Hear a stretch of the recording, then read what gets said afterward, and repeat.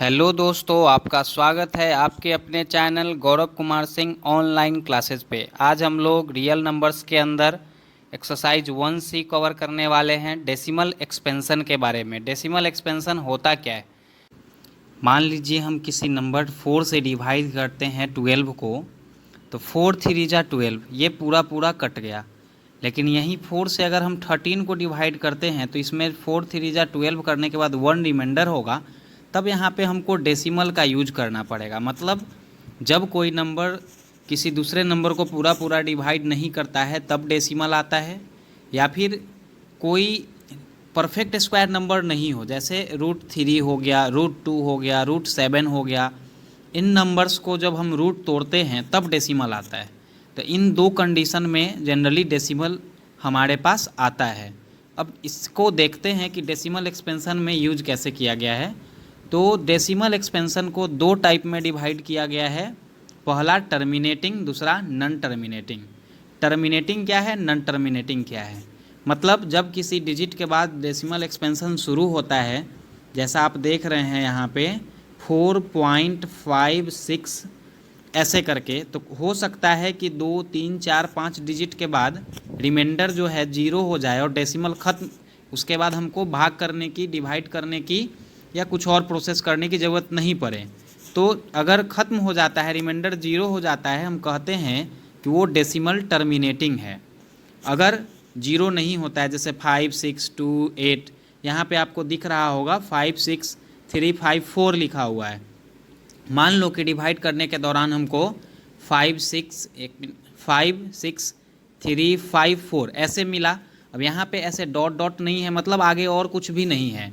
या फिर इसके जगह पे कभी कभी क्या होता है कि इसके ऊपर रेकरिंग दिया हुआ होता है। 4 के ऊपर मान लो आपको यहाँ ऐसे रेकरिंग, ये बार ब्रैकेट इसको बोलते हैं, ऐसा दिया हुआ हो, तब भी हम समझते हैं इसका मतलब होता है कि 4 4 4 4 बार बार रिपीट कर रहा है, तो ये ख़त्म नहीं हो रहा है। तो इस प्रकार से अगर दोनों में से कुछ भी नहीं है, ना ही ऊपर बार ब्रैकेट लगा हुआ है और ना ही यहाँ पे कोई डॉट डॉट ऐसा कुछ दिया हुआ है, इसका मतलब हम समझेंगे कि ये डेसिमल टर्मिनेटिंग है। और अगर आपको ऐसा डॉट मिल जाए या फिर बार ब्रैकेट मिल जाए तो आप समझेंगे कि ये डेसिमल नॉन टर्मिनेटिंग है, मतलब ये ख़त्म नहीं हो पा रहा है। अब नॉन टर्मिनेटिंग डेसिमल को दो टाइप में डिवाइड किया गया हुआ है। नॉन टर्मिनेटिंग डेसिमल में है रिपीटिंग और दूसरा है नॉन रिपीटिंग।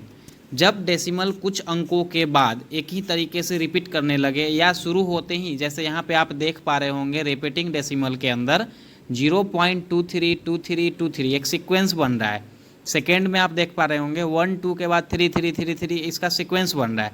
तो इसको आप ऐसे भी लिख सकते थे 5.12 और 3 पे बार ब्रैकेट यूज कर लेते, इसका मतलब कि 3 बार बार है। तो इस प्रकार से किसी सीक्वेंस से कोई नंबर अगर रिपीट होने लगता है डेसिमल के बाद तो हम उसको कहते हैं रिपीटिंग डेसिमल। और ये एक बिना किसी सीक्वेंस के वैसे ही कोई नया नंबर आते गया, चेंज होते गया, कोई सीक्वेंस नहीं बनता है, तो हम कहते हैं कि डेसिमल नॉन टर्मिनेटिंग है, सेकेंड वाला। तो इस तरीके से डेसिमल दो टाइप का हुआ, टर्मिनेटिंग, नॉन टर्मिनेटिंग। फिर नॉन टर्मिनेटिंग डेसिमल दो टाइप का हुआ, रिपीटिंग, नॉन रिपीटिंग। अब सबसे बड़ा क्वेश्चन क्या है कि टर्मिनेटिंग डेसिमल कब होता है, नॉन टर्मिनेटिंग में रिपीटिंग कब होता है और नॉन रिपीटिंग कब होता है। तो उसके लिए यहाँ पे नीचे में आपको कुछ की पॉइंट्स दिख रहे होंगे, उनको हम देखेंगे।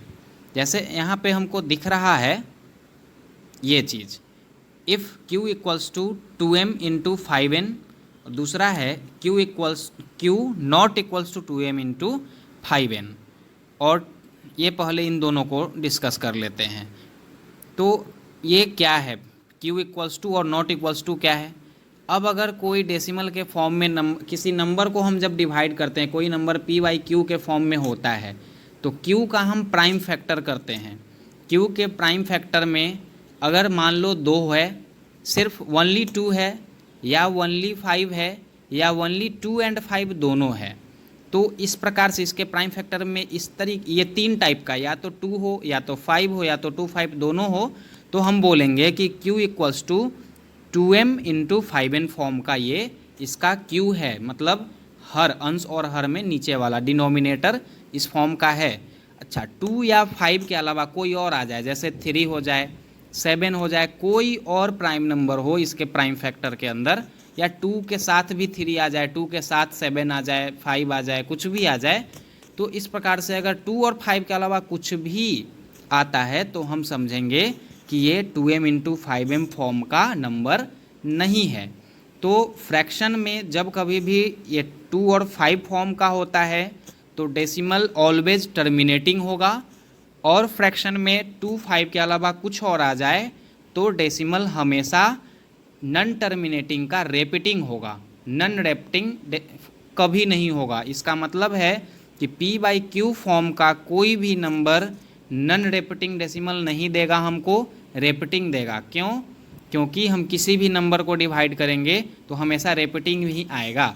अब इस चीज़ में अगर किसी को डाउट हो तो इसके लिए हम छोटा सा इस डाउट के लिए हम अगले वीडियो में आपसे डिस्कस करेंगे। अगर आपको ये डाउट लग रहा हो कि ऐसा कब हो सकता है, किसी को लग रहा होगा कि डिवाइड करने पे नन रेपिटिंग भी तो आ सकता है, क्यों जरूरी, हमको तो नहीं पता है ना कि रिपीट करेगा बार बार, हो सकता है कि रिपीट नहीं करे।